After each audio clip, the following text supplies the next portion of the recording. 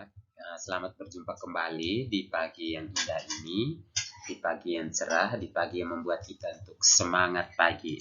Dan pada hari ini kita akan memulai chapel kita di Senin 22 Februari 2021. Ya, anak-anak, sebelum kita memulai, kalian siapkan Alkitab kalian, siapkan alat tulis kalian untuk mendengar dan mencatat poin-poin penting yang akan disampaikan melalui chapel ini. Anak-anak, tema kita untuk chapel kita pada pagi hari ini yaitu tentang Yesus mengklaim sebagai Allah. Nah, anak-anak, sebelum kita memulai chapel kita, mari kita mengawali dengan satu pujian. Kalian boleh ikuti pujian ini di rumah masing-masing sambil melihat slide yang ada. Oke, selamat menikmati pujian ini.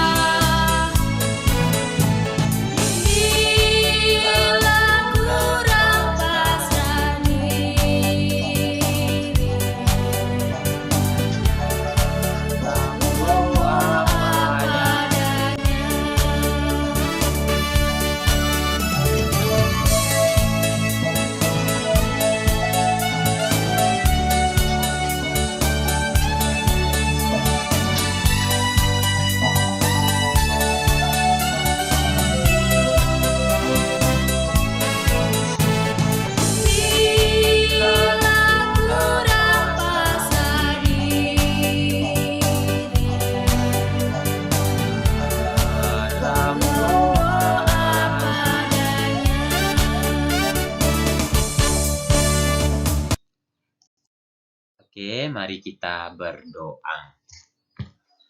Tuhan Allah Bapa kami dalam surga, kami bersyukur dan berterima kasih atas hari yang baru ini, atas minggu yang baru. Semoga pada hari ini kami semua dapat menikmati suasana yang baru, Tuhan. Tuhan, terima kasih. Sebentar lagi kami akan mendengarkan firman-Mu. Berkatilah setiap kami. Semoga apa yang kami dengar melalui firman-Mu dapat berguna bagi kehidupan kami sehari-hari. Dan kami terus mengaplikasikan di dalam pribadi kami masing-masing, Tuhan. Bapa, inilah doa dan permohonan kami. Di dalam nama Tuhan Yesus kami berdoa. Amin. Oke, anak-anak.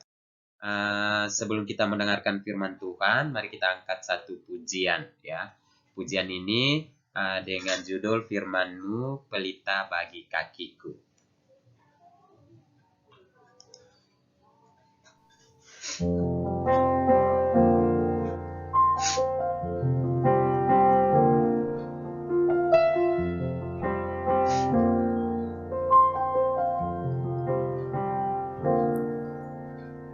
Firman-Mu pelita bagi kakiku, terang bagi jalanku.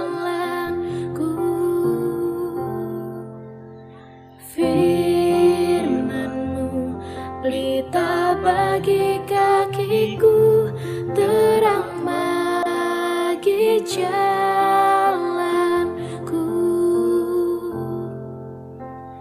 Waktu ku bimbang dan hilang jalanku,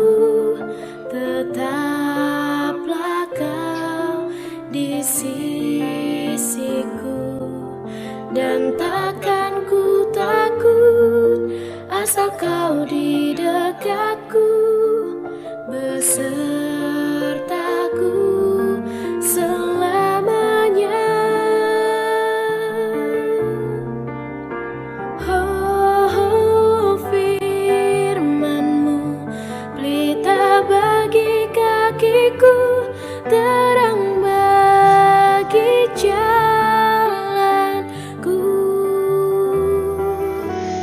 Firman-Mu pelita bagi kakiku, terang bagi jalanku,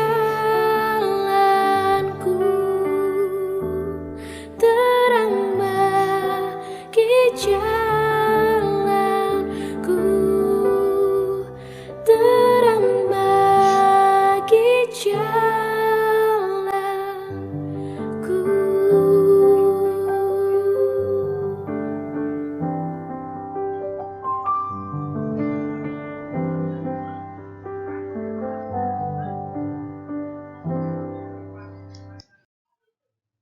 Nah, anak-anak, sebelum kita membaca firman Tuhan, Pak Simin ada sebuah ilustrasi ya, bagaimana ketika kita melawan penjajahan. Ini ada sebuah gambar ya, di mana prajurit di medan perang sering menggunakan kode yang hanya bisa dipahami oleh rekannya agar bisa melawan musuh dengan strategi khusus. Nah, ini adalah para prajurit. Ketika mereka akan berperang, mereka menggunakan kode. Kodenya itu kode yang hanya bisa tahu oleh rekan-rekannya saja. Misalkan kita ada grup A dan grup B. Jadi grup A ini menggunakan kode-kode untuk bagaimana mereka bisa mematikan musuh-musuhnya itu di grup B. Jadi kode-kode itu, kode-kode strategisnya itu hanya diketahui oleh teman-temannya yang sepihak dengan prajurit itu. Jadi tidak mungkin prajurit A dia memberitahukan kode ke prajurit B. Tetapi dia hanya tahu di mana anggota di dalam prajurit A itu akan tahu kode bagaimana untuk melawan musuh dengan strategis yang sangat khusus yang mereka lakukan sepanjang mereka melawan di medan peperangan. Nah, ini kode-kodenya. Ini contoh kode bagi para prajurit tadi. Kalau kita lihat misalkan kalau di dalam pramuka itu ada sandi-sandinya itu. Jadi sandi-sandi ini diketahui oleh hanya teman sekelompoknya. Kalau di pramuka itu kita tahu semua sandi-sandi ini. Ini contoh khusus yang tadi yang Pak Simin ambil itu kode khususnya untuk mereka di dalam peperangan. Kalau Pak Simin yang kasih contoh ini adalah sandi-sandi yang ketika kita belajar di dalam kegiatan kepramukaan itu contoh seperti ini. Nah, ketika di dalam peperangan mereka akan menunjukkan kode-kode. Misalkan ada kode A, kode B, kode C itu yang bagaimana untuk mematikan musuh begitu ya. Tapi kodenya itu bukan seperti ini. Pasti ada perbedaannya kodenya. Kalau ini kita lihat ini adalah kode Pak Simin ambil contoh sandi di dalam kepramukaan. Nah, dalam kisah minggu ini kita akan melihat bagaimana Yesus menggunakan kodenya sendiri untuk menyampaikan sebuah pesan Injil. Nah, anak-anak, mari kita buka di Alkitab kita di Injil Yohanes pasal 10 ayat 7 sampai dengan 10. Kalian akan membacakan masing-masing di rumah, Pak Simin akan membacakan buat kita semua. Beginilah firman Tuhan. Maka kata Yesus sekali lagi, Aku berkata kepadamu, sesungguhnya akulah pintu ke domba-domba itu. Semua orang yang datang sebelum aku adalah pencuri dan perampok, dan domba-domba itu tidak mendengarkan mereka. Akulah pintu. Barang siapa masuk melalui aku, ia akan selamat, dan ia akan masuk dan keluar dan menemukan padang rumput. Pencuri datang hanya untuk mencuri dan membunuh dan membinasakan. Aku datang supaya mereka mempunyai hidup dan mempunyainya dalam segala kelimpahan. Demikianlah firman Tuhan. Anak-anak, kita akan berbicara tentang kode. Kode apa yang Yesus gunakan dalam pengajarannya kali ini. Ya. Kali ini kita akan mengetahui, kita akan membahas tentang bagaimana ketika Yesus menggunakan kode di dalam pengajarannya. Nah, yang pertama itu adalah mengapa Yesus menggunakan domba dan gembala sebagai kode. Ini mengapa Yesus menggunakan domba dan gembala sebagai kode. Nah, yang pertama itu adalah orang-orang pada zaman Yesus tahu selalu seluk-beluk gembala dan domba. sehingga lebih mudah bagi mereka untuk mengingat dan mengajar orang lain menggunakan perumpamaan ini. Yesus juga menggunakan perumpamaan agar mudah dipahami orang percaya. Nah, ketika Yesus mengajarkan ini, Yesus tahu bahwa setiap orang itu pada zaman dahulu itu sudah tahu seluk-beluk gembala dan domba sehingga mudah dipahami oleh domba mereka. Ini kan sebuah perumpamaan saja. Karena Yesus juga menggunakan perumpamaan agar mudah dipahami orang untuk percaya kepadanya. Nah, sama seperti ketika kita menggembala domba-domba, mereka pasti akan tahu bagaimana ketika tuannya datang untuk memberi makan, untuk memberi minum, pasti dengan ajaran-ajaran tuannya itu, pasti domba akan tahu, akan mengerti, oh tempat makannya di sini, oh tempat minumnya di sini. Ketika mereka sudah melihat tuannya, pasti mereka akan tahu. Ini adalah sebuah perumpamaan. Nah, Yesus juga menggunakan perumpamaan ini seperti kita manusia ini, ibarat kita seperti domba-domba tadi.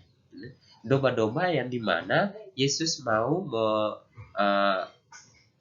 bahwa kita manusia ini percaya kepadanya. Ya. Untuk yang kedua itu adalah gembala sangat peduli dan pada domba-dombanya. Nah, ini ketika kita sebagai seorang gembala itu sangat peduli dengan domba-dombanya. Contoh saja ketika setiap Bapak Ibu guru itu sangat-sangat peduli dengan kalian semuanya. Ibarat itu adalah kalian domba-dombanya, Bapak Ibu guru adalah gembalanya. Kenapa? Karena Bapak Ibu guru itu sangat peduli sama kalian. Walaupun kita dibatasi dengan cara, ya, tetapi pembelajaran kita ini terus berjalan dengan baik. Nah, ketika para gembala sangat peduli kepada anak-anaknya, kepada domba-dombanya, ya, Bapak Ibu guru sering mengatakan bahwa setiap anak didiknya dimanapun mereka berada, pasti setiap guru itu peduli terhadap anak-anak mereka. Peduli dengan bagaimana bisa memperhatikan kalian di rumah, bagaimana bisa mempertanyakan atau menanyakan keadaan kalian di rumah. Bahkan ketika kalian tidak mengikuti pembelajaran itu, Bapak Ibu guru itu selalu mencari tahu, ya, bagaimana kalian hari ini, kenapa tidak bisa mengikuti Zoom. Kenapa? Karena Bapak Ibu guru peduli, ya. Supaya dengan pedulinya ini, supaya kalian tuh bagaimana merasakan bahwa oh, Bapak Ibu guru saya itu peduli dengan kami, walaupun kami tidak bisa melihat Bapak Ibu guru yang secara langsung, tetapi kami hanya melihat lewat via Zoom dan lain sebagainya. Tetapi mereka lah di masa-masa pandemi seperti ini, Bapak Ibu guru masih punya hati untuk peduli kepada anak-anak didiknya. Karena Bapak Ibu guru tidak mau anak didiknya itu kehilangan apa? Kehilangan mata pelajaran, ya. Bagaimana ketika kalian belajar itu kehilangan materi dan lain sebagainya. Nah, itu gembala sama seperti Yesus, ya. Yesus sebagai gembala, dia tuh sangat peduli dengan kita manusia ini. Walaupun kita manusia ini banyak melakukan hal yang namanya dosa, banyak melakukan sesuatu yang menyakiti hatinya, tetapi dia masih tetap peduli dengan domba-dombanya, peduli dengan kita ini adalah manusia yang berdosa. Nah, yang ketiga itu, kebiasaan gembala di Timur Tengah ialah berjalan di depan domba-dombanya. Domba-domba pun telah terbiasa dengan ini, sehingga mereka selalu mengikuti tuannya. Saat gembala membawa domba-domba untuk merumput, dia tidak menghalau mereka, melainkan berjalan di depan mereka. Atau gembala itu berjalan lebih dahulu untuk menyingkirkan segala bahaya apapun yang mungkin menghadang dan mengancam kawanan domba-dombanya. Nah, anak-anak, ini contoh yang ketiga ini adalah kebiasaan gembala di Timur Tengah, ya. Di Timur Tengah itu adalah Tuhan itu berjalan di depannya, ya. Ketika kamu lihat di Timur Tengah sini, atau kamu lihat ke arah timur, ke atas sedikit itu, ketika ada di sana kawanan itu bukan dombanya, tapi kebanyakan sapi-sapinya itu, ya. Jadi sapi-sapinya itu ketika mereka melihat Tuhannya di depan, pasti mereka akan mengikuti di belakang. Sama seperti ini domba-dombanya ini, ya. Kenapa? Karena domba-domba ini mengikuti tuannya. Ketika tuannya berada di belakang, mereka tidak akan berjalan. Tetapi ketika tuannya berada di depan, pasti mereka akan berjalan, mengikuti tuannya ke arah ke arah mana Tuhan itu pergi. Pasti mereka akan mengikuti. Nah, saat gembala membawa domba-domba untuk merumput, dia tidak menghalau mereka, melainkan berjalan depan mereka, atau gembala itu berjalan lebih dahulu untuk menyingkirkan segala bahaya apapun yang mungkin menghadang atau mengancam kawanan dombanya. Mereka tidak pernah berjalan itu harus mendahului para gembalanya itu, ya. Atau ketika kita memiliki satu kawanan domba yang begitu banyak, pasti karena domba-domba itu sudah terlatih dan terbiasa, ketika melihat tuannya berada di depan, mereka tidak akan bilang harus melarikan lebih dulu untuk melewati tuannya yang bagian depan, tapi mereka tidak pernah seperti itu. Mereka mengikuti tuannya dari belakang. Kenapa? Karena mereka setia. Ketika bagaimana melihat gembalanya itu, ya, mereka tidak bilang saya harus di jalan terlebih dahulu untuk melihat jangan sampai ada apa di depan tuan saya begitu, atau di depan para gembala saya. Tetapi tidak seperti itu ya anak-anak. Tetapi ini bagaimana kita melatih untuk ketika kita membawa domba-domba itu ke merumput, ya, dan tidak menghalau mereka, melainkan berjalan di depan kita, ya. Itu poin yang ketiga, ya. Itu sebuah. Yang keempat itu adalah kepatuhan para domba terhadap gembala membuat mereka mengenali suaranya. Dan dari suaranya mereka dapat membedakannya dengan suara seorang asing. Dan seorang asing pasti tidak mereka ikuti. Tetapi mereka lari karena curiga akan niat buruk. Suara orang asing tidak mereka kenal, karena mereka tahu pasti itu bukan suara gembala mereka. Nah, yang keempat ini, gembala tadi, dia sudah mengajarkan domba-dombanya itu, ya. Dia membuat bagaimana domba-dombanya itu mengenali suaranya, ya. Ketika ada suara-suara lain, domba-domba itu tidak akan peduli dengan suara-suara itu. Mereka akan tahu, mereka menandai suara gembalanya. Mereka akan menanda suara tuannya, ya, yang setiap hari bersama-sama dengan mereka. Ketika mereka mendengar suara tuannya, pasti mereka akan datang, ya. Tetapi kalau ketika mereka mendengar suara-suara bukan tuannya atau suara-suara orang lain dari luar, pasti mereka mungkin di dalam hati mereka tuh merasa takut, merasa cemas tuh ada. Takutnya, jangan sampai mereka ini yang datang ini mau membunuhnya, atau mereka memburu atau menembak begitu, ya. Itu di dalam pemikirannya, ya. Kalau binatang itu mungkin tidak berpikir juga seperti itu, tapi ini kita sebagai manusia mungkin karena dia sudah lebih mengenal suara gembalanya, bukan suara orang lain. Ketika saat ini kalian tahu bahwa yang setiap hari ini ini suara ini yang lagi berbicara ini Pak Simin, karena kalian sudah tahu setiap hari. Ketika kalian bertemu Pak Simin, berbicara dengan Pak Simin, pasti kamu tahu, ini metodenya, cara berbicaranya Pak Simin itu seperti ini. Nah, sama juga dengan domba-domba itu, mengenal suara, ya, gembalanya. Nah, kalian pasti tahu, suara-suara, walaupun kami tidak melihat, ya, fotonya dan lain sebagainya, tetapi suaranya ini kami kenal. Suaranya ibu ini, suaranya bapak ini, atau pak ini, ya. Kita pasti mengenal setiap guru kalian. Ya, kalau mungkin yang sekarang itu mungkin kalian yang kelas 9 ya pasti mungkin sudah lupa ya dengan suaranya Pak Simin, karena tahun ini Pak Simin tidak mengajar kelas 9. Tapi kelas 7 8 pasti mereka akan mengenal. Tapi kelas 9 Pak Simin masih yakin. Kalian pasti tetap mengenal suaranya Pak Simin seperti apa. Karena kalian dari kelas 7 8 itu bersama-sama dengan Pak Simin juga. Pasti kalian tahu. Apalagi tahun kemarin itu Pak Simin mengajarnya di lapangan. Pasti kamu tahu mengenal suaranya Pak Simin itu ketika berteriak di lapangan itu seperti apa. Nah, sama juga di sini, kepatuhan para dombanya itu terhadap gembala. Mereka akan tahu suara gembalanya itu yang bagaimana, pasti mereka akan tahu. Mereka mengenali benar-benar suaranya. Nah, sama juga dombanya. Ketika mereka mendengar suara asing, pasti mereka merasa, jangan sampai ini orang-orang yang datang akan membunuh kita nih. Atau orang-orang ini akan datang memburu untuk mematikan kita. Itu perasaannya mereka. Sama juga, ya. Ketika kita, bagaimana kita akan mengenal suara Tuhan, ya. Ketika kita rajin membaca Alkitab, ya pasti kita akan tahu. Kita akan merenungkan ketika suara Tuhan itu datang di dalam hati kita masing-masing. Nah, yang kelima, kandang domba di Timur Tengah itu berupa tanah berpagar kecil untuk melindungi kawanan pada waktu malam dari binatang-binatang buas, atau sebuah bangunan rendah yang terbuka ke arah halaman. Hanya ada satu pintu masuk. Sang gembala sendiri akan duduk di dekat pintu masuk, sehingga dia bisa menjadi gembala. Ya, ini ada dua gambar itu, ada kandang, ya. Ada kandang yang menggunakan atap dan ada kandang yang tidak menggunakan atap. Tapi atapnya itu tidak seluruh ya, ada satu atap yang setengah saja. Ya mungkin hanya untuk bagaimana domba-domba itu bisa menahan dari panas terik matahari dan hujan seperti saat ini ya.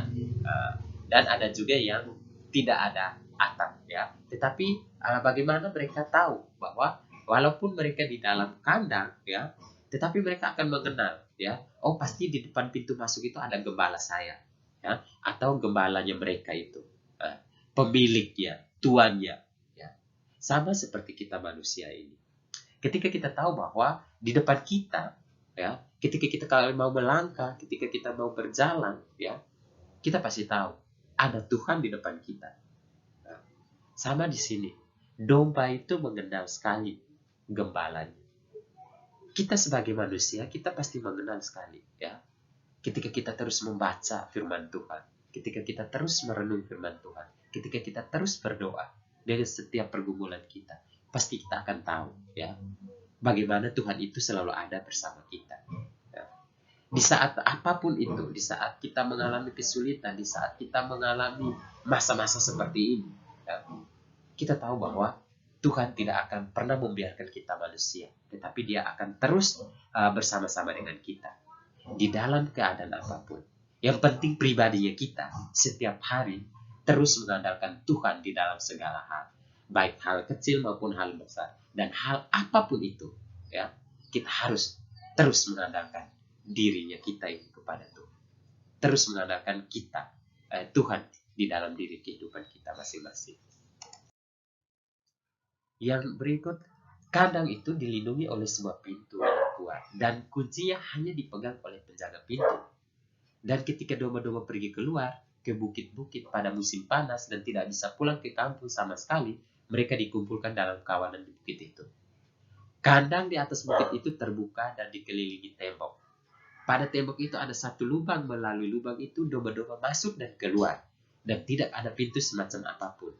Pada waktu malam si gembala sendiri membaringkan diri di dalam lubang itu, sehingga tidak ada domba yang bisa masuk atau keluar melewati tubuhnya. Dalam arti yang harafiah, gembala itu menjadi pintu. Ya, jadi ketika ada gembalanya berada di depan pintu, domba-domba itu tidak seenaknya mereka keluar masuk. Ya, mereka tahu, mereka menghargai. Ya, mereka tahu bahwa di pintu keluar masuknya itu ada gembalanya yang sedang tidur. Mereka tidak mau mengganggu. Ya. Para gembalanya itu yang lagi beristirahat. Mereka mengerti, ya, karena mereka setiap hari itu bersama dengan gembalanya. Ya. Mereka mengenal, mereka mengetahui gembala itu. Di saat gembala itu merasa capek, merasa lelah, pasti mereka akan tahu, ya. Walaupun mereka itu adalah seekor domba, binatang, ya, yang tidak bisa berbicara, tetapi hati nuraninya binatang itu masih bisa untuk melihat bagaimana capeknya para gembala, bagaimana lelahnya para gembala ya, yang selalu bersama dengan mereka setiap hari saat mereka memberi saat memberi makan dan minum setiap hari di padang gurun itu. Oke, apa artinya bagi kita? Ya, apa artinya bagi kita? Di dalam firman Tuhan tadi, Pak Simin ada bold, ya, ada kalimat-kalimat yang Pak Simin beri tanda merah. Ya, yang pertama itu apa artinya bagi kita? Artinya bagi kita itu, Yesus adalah gembala yang sangat baik dan kita adalah dombanya. Ibarat tadi itu yang pasti sudah jelaskan panjang lebar tadi itu adalah domba dan gembalanya. Sekarang kita masuk apa artinya bagi kita dari penjelasan tadi. Ya. Yesus adalah gembala. Kita yang sangat baik dan kita adalah domba-dombanya. Yesus adalah gembala, berarti kita ini adalah domba-dombanya. Ya. Itu adalah kita tahu bahwa kita ini, gembala kita ini adalah Yesus. Tidak ada siapa-siapa. Ya. Bukan gembala kita itu adalah seorang guru, gembala kita itu adalah seorang orang tua, tetapi kita tahu gembala kita itu adalah Yesus Kristus, ya, Sang Penyelamat, dan kita ini adalah domba-dombanya. Yang kedua, gembala yang baik sangat mengasihi domba-dombanya. Demikian juga Allah yang sangat mengasihi kita. Allah itu memang luar biasa, yang sangat mengasihi kita manusia ini. Kita tahu bahwa walaupun kita sebagai manusia yang banyak sekali berbuat dosa, banyak sekali yang sering melakukan, sering menyakitkan hati Tuhan. Ya, kita tahu bahwa itu adalah dosa, tetapi bagaimana kita terus mau melakukan? Kita tahu bahwa hal itu yang salah, tapi kita terus mau melakukan. Ya. Tetapi walaupun kita banyak menyakiti hati Tuhan, tetapi Tuhan masih mau mengasihi kita. Bahkan dia rela mati di kayu salib itu demi menebus dosa-dosa kita manusia. Kenapa? Karena dia mengasihi kita. Itu adalah gembala kita. Ya. Gembala yang baik, yang sangat mengasihi kita. Kita ini adalah domba-dombanya. Yang ketiga, ia selalu memimpin kita, berjalan di depan kita, melainkan berjalan depan kita untuk menyingkirkan segala bahaya apapun yang mungkin menghadang dan mengancam kita. Ya, ketika kita tahu bahwa Yesus itu adalah memimpin kita, ia selalu memimpin kita, dia selalu berjalan di depan kita, karena dia tahu bahwa dia akan menyingkirkan segala apapun ya yang akan menimpa kita, segala bahaya apapun itu yang akan menghadang kita dan mengancam kita. Dia selalu berada depan kita. Karena dia memimpin kita. Dia mengasihi kita. Dia menjaga kita. Dia melindungi kita. Kenapa? Ia selalu berjalan bersama kita. Berjalan di depan kita. Tuhan itu tidak kita lihat secara langsung seperti manusia ya. Yang ada di depannya, ada di belakangnya. Ya. Tetapi kita tahu bahwa Tuhan itu selalu ada depan kita. Nah, saat sekarang kita lagi berbicara ini, Tuhan ada di depan kita. Ya. Di depan kalian itu bukannya Pak Simin. Ya. Di depan kalian itu bukan Bapak Ibu guru yang lain. Tetapi di depan kalian itu adalah Tuhan. Ya. Ketika kita memiliki pergumulan, ya, masing-masing kita tuh punya pergumulan yang berbeda. Kita tahu bahwa setiap pergumulan itu, Tuhanlah yang akan menjawab setiap pergumulan itu. Setiap permohonan kita, Tuhanlah yang akan mengabulkan setiap permohonan kita. Yang keempat, kita harus patuh dan selalu mengikuti gembala kita agar tidak tersesat. Bagaimana kita dapat mengenal suara gembala kita? Ini pertanyaan yang membuat kita itu apa ya? Kalau menurut Pak Simin itu tertampar buat Pak Simin. Bagaimana kita dapat mengenal suara gembala kita? Bacalah firman Tuhan setiap hari. Kenali kehendak Allah sehingga kita bisa membedakan suara Yesus dan suara orang asing. Orang asing di sini itu adalah iblis yang membuat kita jatuh ke dalam dosa. Seperti tadi yang Pak Simin sudah jelaskan, ya. Ketika kalian akan mengenal suara Tuhan yang gembala kita, pasti kita akan tahu, ya. Kita pasti akan sangat-sangat mengenal suara Tuhan kita. Tuhan yang selalu bersama kita. Tuhan yang selalu ada bersama-sama dengan kita. Ketika kita akan mendengarkan suara orang asing, pasti kita tahu. Suara orang asing itu apa? Yaitu siapa? Itu adalah orang iblis. Seorang iblis yang membuat kita itu jatuh ke dalam dosa. Seorang iblis yang terus merasuki kita sehingga kita terjerumus ke dalam dosa. Seorang iblis yang terus membuat kita akan lupa untuk merenungkan dan membaca dan merenungkan firman Tuhan. Itu adalah suara-suara iblis yang akan muncul. Ketika muncul di dalam pemikiran kita, ketika kita mau jam beribadah, tiba-tiba ada suara iblis yang sudah masuk dalam, jamnya ini enaknya kita bermain games dan lain sebagainya. Itulah iblis yang masuk, kita tidak mengetahui secara benar-benar bahwa itu adalah iblis yang sedang merasuki hati kita, jiwa kita. Ya. Contoh, ketika kalian bermain game, ya, hari ini kamu bermain, besok kamu bermain. Itu karena apa? Karena iblis sudah merasuki pikiran kita agar kita itu terus melakukan yang namanya bermain game itu. Terus ya, sehingga kita lupa ya akan kegiatan kita, apa yang harus kita kerjakan. Di dalam pembelajaran online seperti ini, kalian pasti akan dirasuki oleh setan itu. Itu yang pertama itu adalah main game tadi. Games itu adalah dosa yang paling berat. Dosa yang tidak bisa kita lepas ya kalau mau dibilang. Apalagi kalau orang sudah bermain yang sudah hebat, ya mau jam berapa saja dia akan bermain.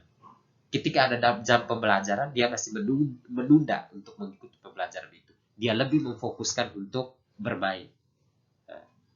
Ketika kita mendengar ya suara iblis itu, bagaimana kita bisa melawan?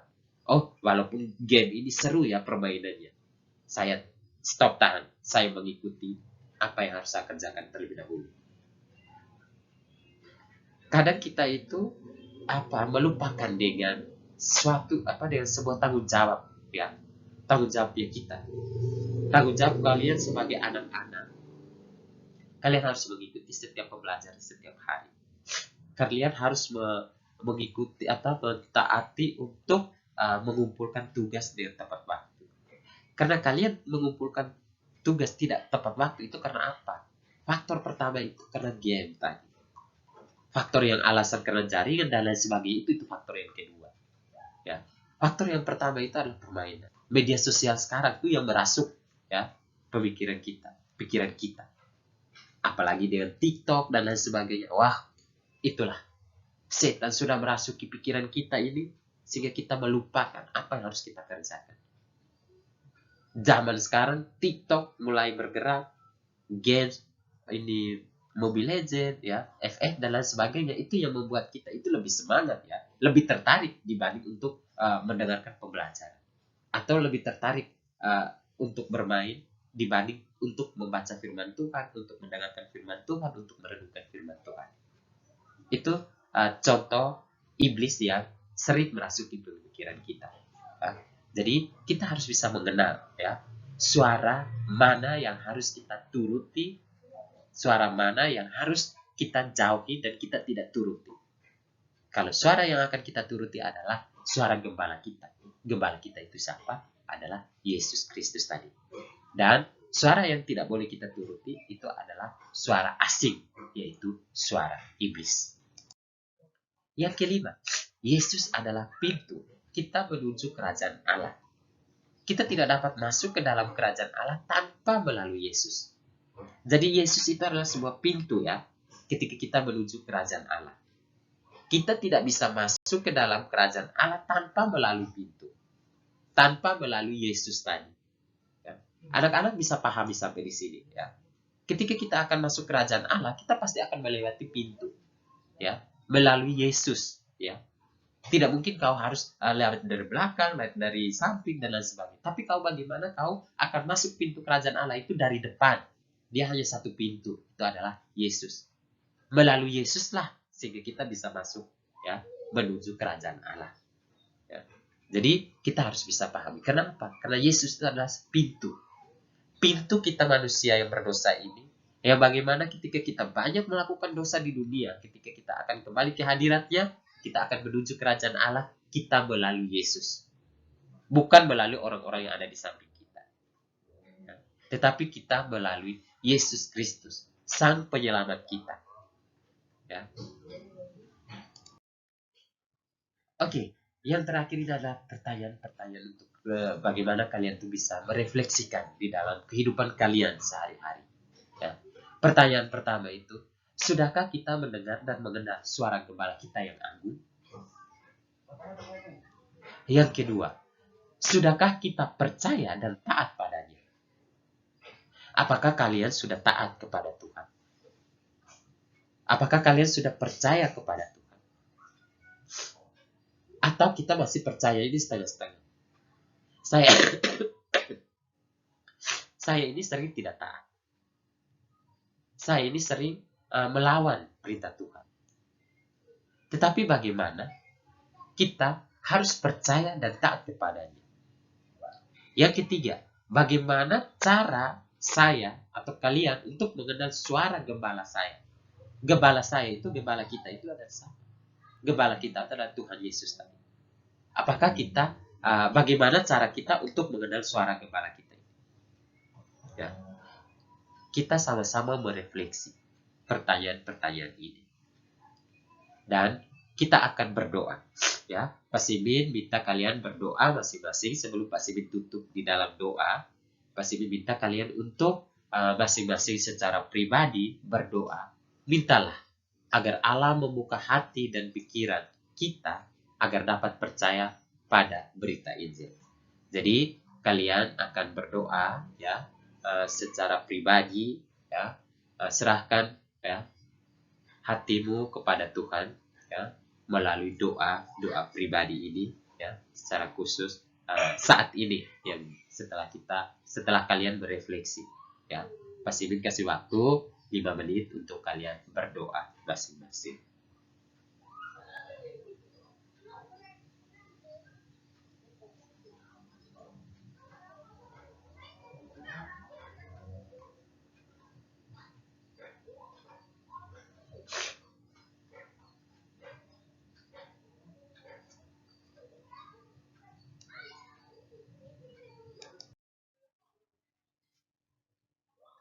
Oke anak-anak, mari kita berdoa untuk menutupi chapel kita pada pagi hari ini. Mari kita berdoa. Terima kasih banyak Tuhan atas firman-Mu yang baru saja kami dengar. Semoga firman di pagi hari ini akan membukakan hati kami, bagaimana kami bisa mengenal suara domba, suara gembala yang kami Tuhan. Kiranya Tuhan yang memampukan kami, Tuhan yang selalu menjaga, melindungi kami, menopang kami, agar kami tahu, agar kami mengerti, agar kami mengenal siapa gembala kami yang sebenarnya. Dan kami akan tahu suara gembala kami yang setiap hari yang datang kepada kami, dan kami datang menyembah kepadanya. Juga Tuhan akan memberikan kasih setianya kepada kami. Kiranya kami akan mengetahui setiap apa yang harus kami kerjakan, setiap apa yang harus kami lakukan untuk mengenal gembala kami melalui pembacaan firman Tuhan, melalui doa-doa kami, sehingga kami tahu bahwa ketika ada suara asing datang untuk menggoda kami, untuk merasuki pikiran kami, kami tahu bahwa itu adalah iblis yang datang merusak di dalam kehidupan kami, Tuhan. Tapi kami percaya bahwa Tuhanlah yang akan terus menopang kami. Tuhan adalah sebagai pintu gembala kami. Tuhanlah yang terus berada di depan kami sebagai domba-Nya itu. Kami sebagai manusia yang berdosa, kami sebagai manusia yang lemah, kami tidak bisa berbuat secara pribadi, secara sendiri atau secara masing-masing. Tapi kami yakin dan percaya bahwa ketika apa yang kami lakukan itu karena Tuhan yang selalu mampukan kami, Tuhan yang selalu ada bersama kami. Bapa, semoga firman di pagi hari ini terus menguatkan kami, dan kami akan mengaplikasikan di dalam kehidupan kami sehari-hari. Berkatilah sepanjang hari ini, semoga apa yang kami kerjakan sepanjang hari ini semuanya dapat berjalan dengan baik. Karena itu bukan karena kehebatan kami, tapi itu semua adalah campur tangan daripada-Mu Tuhan. Bapa, inilah doa dan permohonan kami satukan di dalam Kristus Tuhan kami. Amin. Oke, terima kasih anak-anak untuk chapel kita pada pagi hari ini sudah selesai. Selamat mengikuti pembelajarannya dan terus mengandalkan Tuhan di dalam segala hal. Terutama di dalam masa-masa pandemi seperti ini, kalian harus terus ya mengandalkan Tuhan. Oke, sampai ketemu. Bye-bye semuanya.